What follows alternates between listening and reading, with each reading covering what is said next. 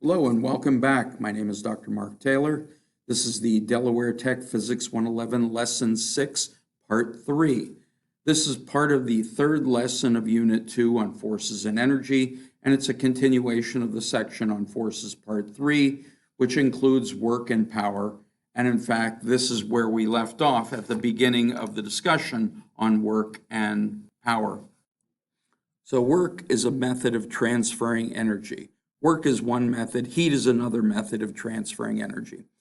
But it's very important to mention this right in the beginning, that in physics, the word work has a very specific meaning. It's completely different from the way we use the word work in everyday English. So in physics, work requires two things to happen. It requires a force to act on one object, and it has to result in the displacement of that object. The object has to move. We're going to use D for displacement. I know we usually use delta X for displacement or delta Y, but for now we're just going to simplify it to the letter D for displacement because we're really concerned about the distance an object is traveling when a force is acting on it. So work is a measure of energy transferred to an object or from an object when that object has a force acting on it and it moves. It has to move. No matter what the force is, it has to have some displacement. So as far as the force goes, the force that we're interested in is not just simply any force acting on an object. It has to be the component of the force that's in the same direction as the movement, as the displacement. And as we start looking at examples of when force is happening, it'll be much more obvious what force or what component force we're talking about for each situation. So another way to say what work is work is when a force acts on an object and is displaced. This is how energy is actually transferred, and we measure work in units similar to what we measure energy in when we get to energy. And that unit is called the joule. And we'll talk about that a little later. I'll scroll this up a little bit. The calculation for work looks a little confusing, and you see this cosine function in there, and you think, we're not supposed to have trigonometry. You're not going to have trigonometry. Don't worry, we're going to give you simplified versions of this situation. But the actual formula for work is the force component in the direction of the work. So even if the force is not pointing in exactly the same way that the object is moving, we have to figure out just the force that is in the same direction as movement, or the force component that's in the same direction as movement. And then you multiply that force times the distance the object is actually displaced. In other words, the displacement. So here is our formula in words. The work is the component force. It's in the same direction as the work, as the movement, times the distance the object is displaced. All right, so what do you do if the force is at an angle, or the force is just not in the same direction as the movement of the object? So here we have some object with mass m, and it has to be displaced by a distance d. I know we're using d for displacement, but it's really the same as distance in these cases, so we just use simply d instead of the delta x you might be used to. All right, and if you have this force at an angle, you really need to determine just the force that's in the right direction. And that requires trigonometry. Here's the formula, but we're not going to do that in this class. We're not going to use trigonometry to calculate the component of force that is horizontal if the box is moving horizontally, or we're not going to calculate the force that's vertical if the box is moving vertically. So yes, the actual formula, when you take the force in the right direction times the distance, you end up with this equation: force that work equals force times distance times the cosine of theta, theta being this angle above the horizon that the force is pulling. Now, in your case, we're going to always give you forces, and one of those forces will be in exactly the same direction as the displacement, and you won't have to ever use this version of the formula, and it will always just simply be select the correct force. There might be more than one force showing in the diagram, times the distance, and it's as simple as that. Force times distance equals work, and we're not going to worry about these angles and the calculations from that. So here's the big simplification for calculating these energies. And you'll see there are two examples in these pictures. The example on the left, the object with a mass m is moving to the right, and the force happens to be pulling to the right. And then in the second case, you have a mass m, and the object is being lifted up vertically, again, by a distance d, but this time that distance is actually a height because you're moving up. We just call it a height instead of a distance. And you're going to be using a force to lift it up. Well, when you're lifting an object, the force you have to lift it with has to be the same as the weight of that object. If the object weighs 500 newtons, you have to put a force of 500 newtons to lift it up. So vertical work is really quite easy to figure out. You just figure out what's the weight of the object, because that's the amount of force you have to impart on the object to lift it up, times how high you're lifting it. So the equation F times D just becomes force due to weight times the height. And the force of weight, we already know, is m times g. So if you're not given the weight directly, if you're given the weight directly, you just multiply it by the height. If you're not given the weight directly, you calculate the weight, m times g, and then multiply it by the height. And it's a pretty straightforward formula, and that's shown right here and right here. So horizontal motion, you're not putting a force that's equal to the weight. You have to use some other force because you're not lifting it up. You're pushing it to the right or pushing it to the left. But when you're moving straight up, you're fighting the weight force. So the force you have to put in is going to be exactly equal to the weight of that object. Now, work, it turns out, is a scalar quantity, okay? It does not require direction. However, you can have positive and negative work. It's just not referring to the direction of the work. It's referring to whether the work is being done on an object or by an object, because work is a transfer of energy from one thing imparting the force to the other thing being moved by the force. So the object is moving because force was acting on it. That will be a positive work, and the thing that did the work will have experienced a negative work because it's losing energy. So the object that's moving gains energy. The object that did the work has lost energy. All right. And as I mentioned before, the unit for work is going to be the same unit we're going to see when we do energy, and that is a unit called the joule. And the joule is abbreviated with a capital J, and the joule is just equal to a Newton times a meter. So remember, what is work? Work is force times distance. Force is in newtons, distance is in meters, and when you multiply them together, you get Newton meters, but we have a name for Newton meters. We call that a joule. So work and heat and all forms of energy that we're going to talk about are measured in joules. So work and heat are two ways of transferring energy, and then we have various forms of energy. All of those will be using joules as a unit of measure. Now, I realize most of you are not used to using metric units or SI units, so you don't always have an idea of how big certain things are. So let's talk about just how big a joule is.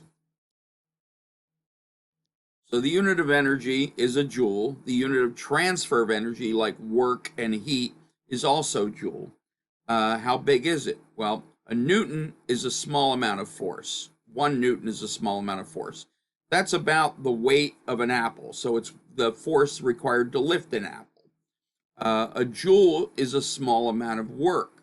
It's the amount of work to lift an apple up 1 meter. How big is a meter? A meter is a little bit bigger than a yard. So imagine having an apple on the ground and lifting it up just a little above 3 feet. That's a joule worth of energy that you had to use to lift the apple up. Okay, lifting 10 pounds up 5 feet, now you're talking about 1,000 joules. Walking slowly for 30 minutes, that's about 500,000 joules. Energy from a regular sized candy bar. I don't know if they still make regular sized candy bars. They keep getting smaller and smaller, but that would be about 1,000,000 joules. So you have to do a lot of work in everyday life to burn off 1,000,000 joules. The energy from a 2-liter bottle of soda, and I know a number of you drink 2-liter bottles of soda all the time, it's over 3 million joules. And you might not be aware of this, but when you read packages of food, they'll say how many calories are on the package. The calories that are on the package are what we call a big C calorie. They have a capital C on the calorie. Chemists use the little c calorie, which is 1,000 times smaller. So this number of joules works out to about 800,000 real calories, the little c calories, but that would be equivalent on a package of food of 800 big C calories. So the big C calories are 1,000 little c calories. So if you're used to counting calories, this works out to about 800 calories. That's an enormous amount of calories, considering that's about 1/3 of what you should be taking in every day in calories, maybe even more than 1/3. Otherwise, you end up storing those calories away in fat and things you don't want to store it as in your body. All right, so here's some work concepts we should discuss. Number 1, is work done when force is perpendicular to displacement? Okay, what am I talking about here? Well, let's say you have a box, has mass m, and you want it to go this distance. You want it to go that far. Well, you could use a force that's in the same direction, but what happens if you use a force that's perpendicular? What if you use a force like that's perpendicular to the direction you want to move? You can't do any work that way. There is no component of this that's going this direction. If I had a force that was at an angle, you could say, okay, well, that angle has a little bit of component force in this direction and a little bit in this direction, and I don't care about this direction. I really care about this direction because that's where I want to go. But vertical forces cannot contribute to horizontal movement. They are completely perpendicular and they have no component in the right direction. Number 2, is work done when there is no displacement? In other words, you push and you push and you push and the object doesn't move. You're pushing on a giant piece of furniture or refrigerator or something, a large rock, and you're pushing for 20 minutes and you're using all your energy. Are you doing any work on the rock? No, the rock or the furniture did not move. There is zero displacement, therefore there is zero work. You can't get anything done. And then the third one is a little trickier, and it's a concept you should know, but you're not going to be directly tested on it, is work done when there's no acceleration. Well, we know from previous conversations about forces and acceleration, if you have a net force, then you will have an acceleration because net force equals mass times acceleration.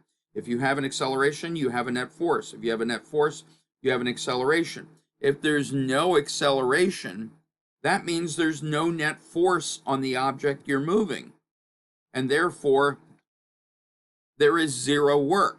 So remember, work is equal to the force in the right direction times the distance you're traveling, the displacement. You're moving this object.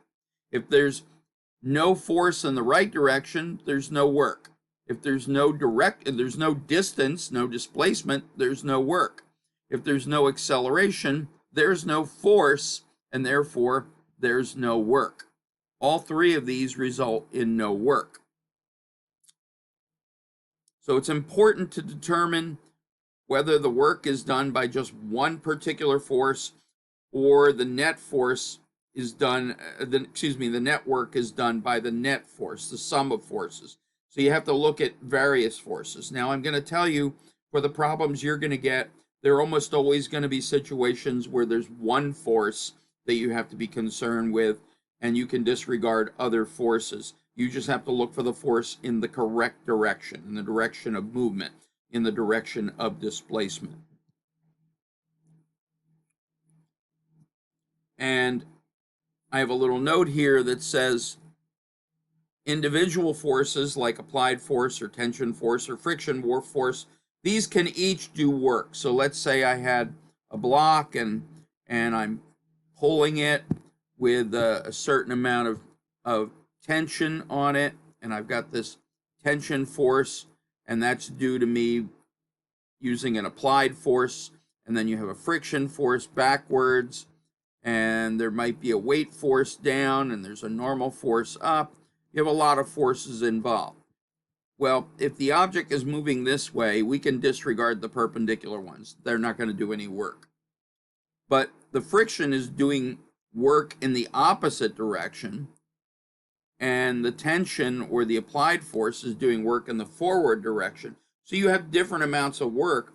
If you really want to determine the work, you actually have to figure out the total forces, which is what we call the net force in the horizontal direction, or the sum of the forces in the horizontal direction, and you use that. Now, we're not going to give you problems that difficult. There'll be one force you're looking for. Okay, so here are just a few examples of work listed here with little bullet points. A person holding a bag of groceries. Is that work? Well, they're holding the bag, they're lifting the bag against gravity, but they're not moving it anywhere. So there's no displacement, even though they're putting a force to hold it up. There's no displacement, so there's no work. A shopper pushing a cart down an aisle at a steady rate. Steady rate means a constant velocity. Constant velocity means no acceleration. No acceleration means no force, and therefore you can't have work. An evenly matched tug of war. So two teams are pulling on a rope. You already know they exert the same force on the rope because the tension is exactly the same everywhere along the rope, and it's in both directions everywhere along the rope. So that force is going to be the same all the way through. The real work is how much force they put on the ground to beat the other team. They're pushing against the ground with friction force to try to pull the other team. But they're not doing any work on the rope, because if they're evenly matched, neither team is winning and they're not going anywhere. So there's zero displacement in those situations.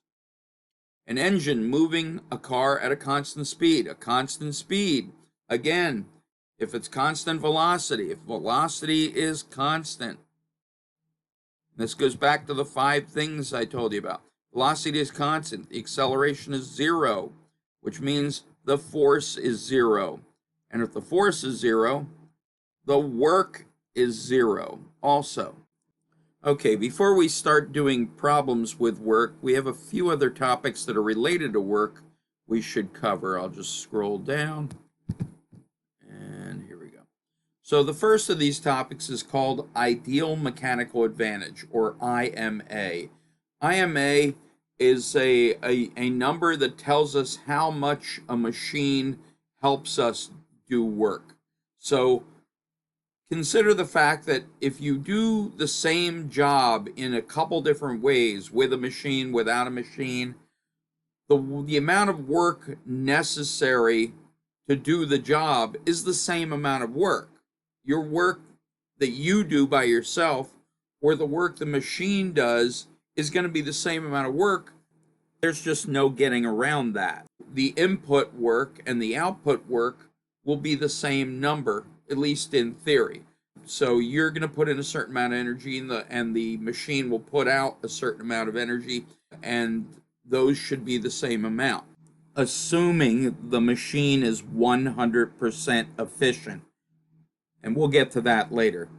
And many machines, especially simple machines like pulleys and ramps and screws and wedges, and they make our lives easier by letting us use less force, but the trade-off is we have to use that force, that smaller amount of force, for a greater distance in order to complete the same job. For example, with a ramp, you could lift a heavy weight straight up, and that would require a lot of force, and you're only lifting it a small distance, but that's pretty hard to do. But if you have a ramp, you can push it up a long ramp with a large distance, but you can use less force as you push up this long ramp. Using a complex pulley system, you can use less force to lift something that might be quite heavy, might be too heavy for you to normally lift, and you use a complex pulley that makes the force a lot less that you have to use. But the problem is, if you want to lift it up, you have to pull a lot of rope on the pulley to make the object move up a little bit. So the trade-off is, if you have a machine that lets you use less force, you have to use more distance in some way when you're applying that force. And that force times distance, when it's a small force and a large distance, will be the same amount of work as if you're using a large force and a small distance, which is typically what the machine would be able to do for you. Well, if you take this formula of a small force times a large distance equals a large force times a small distance, and remember that the small force and the large distance, that's your input, and then the machine's output is the larger force and the smaller distance.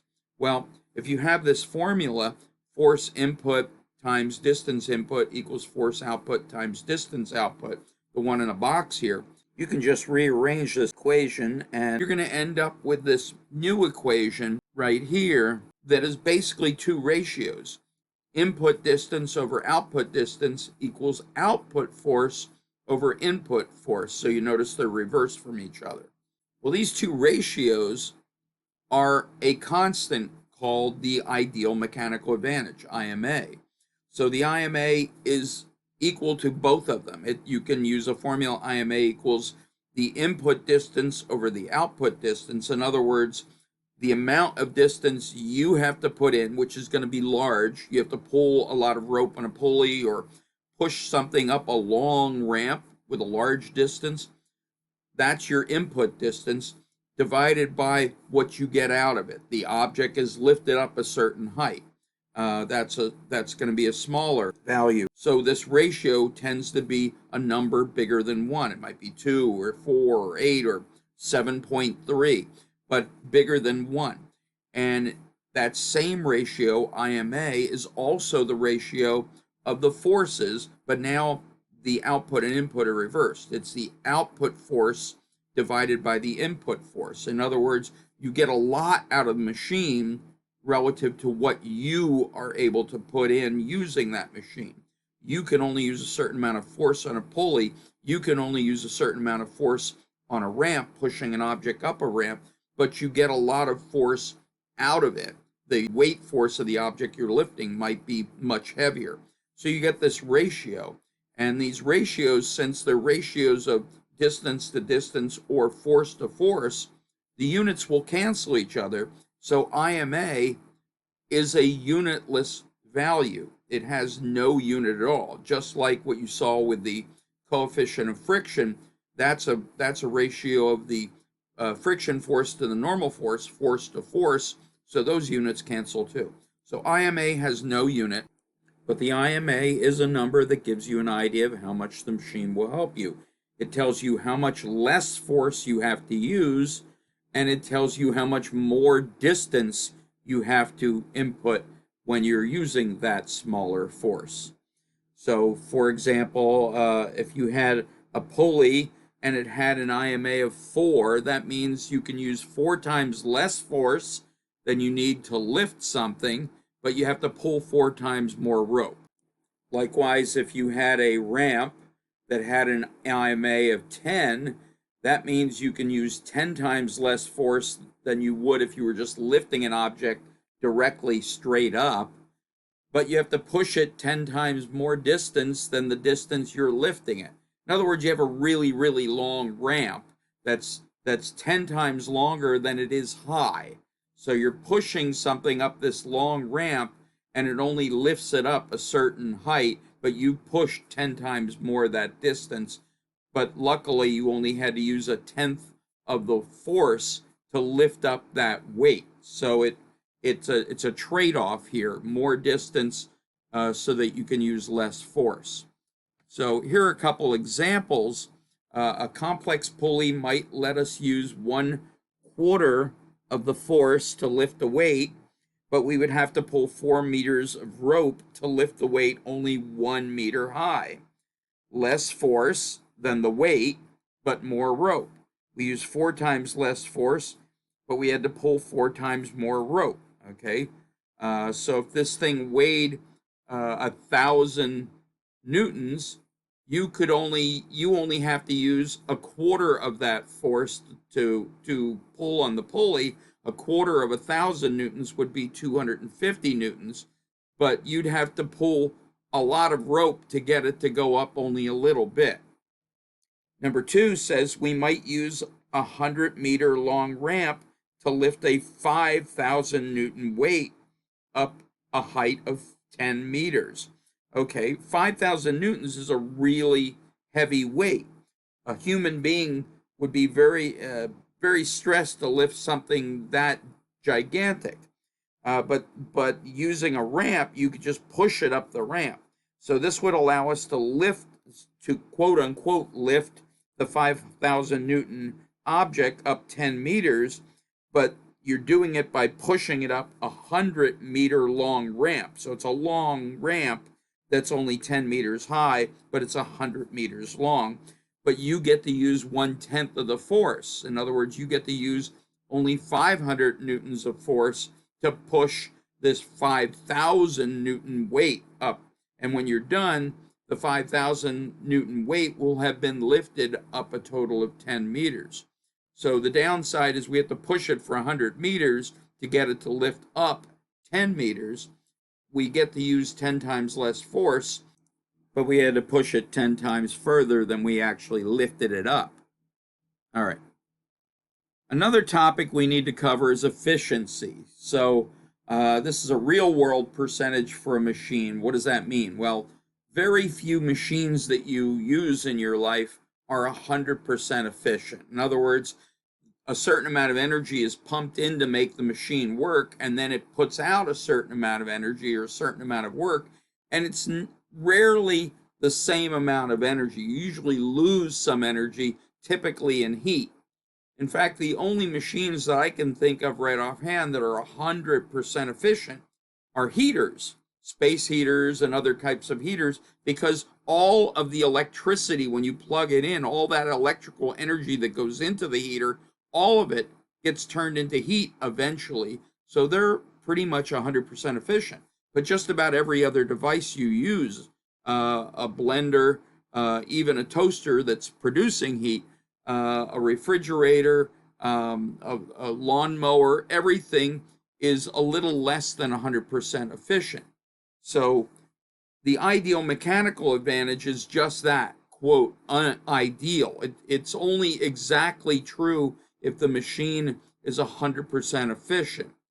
Now, if the machine is not 100% efficient, you might want to make a calculation about how efficient it is, Or you might want to make a calculation if you knew the efficiency, how much work you have to put in to get a certain amount of work out. So the work output of the machine is almost always going to be lower than the work input because most machines lose some energy in the form of heat. Now, so if you want to calculate the percent efficiency of machine, it's actually pretty easy if you know how much energy you put in and how much energy you got out, how much work you put in and how much work came out of the machine. You literally just divide the amount of work that you got out, which is going to be less than the work you're putting in. So the top number, the numerator, is going to be a smaller number than the denominator. And then you're going to turn that into a percentage by just multiplying it by 100%. And that will give you the percent efficiency of a machine. It could be as high as 98%, but that's pretty rare. Or it could be as low as less than 1%. The old classic light bulbs that we used to screw in, and the incandescent light bulbs before they had the modern LED bulbs and some of the other light bulbs out there, those light bulbs were only about 2 or 3% efficient. In other words, if you looked at all the electrical energy that went into lighting a light bulb, only 2 or 3% of that energy was turned into light. The rest of it was wasted into heat. All right, now what if you already know the efficiency? We're going to use this last formula. This last formula is just the same as the upper formula here, just rearranged. So if you know the efficiency and you want to figure out, say, how much input work you have to put in to get a certain amount of output, well, it's the percent efficiency that you might know for that machine times how much work you have to put in equals 100% times the work you will get out. So if you knew the work output, you could easily calculate how much input work you have to put in, and vice versa.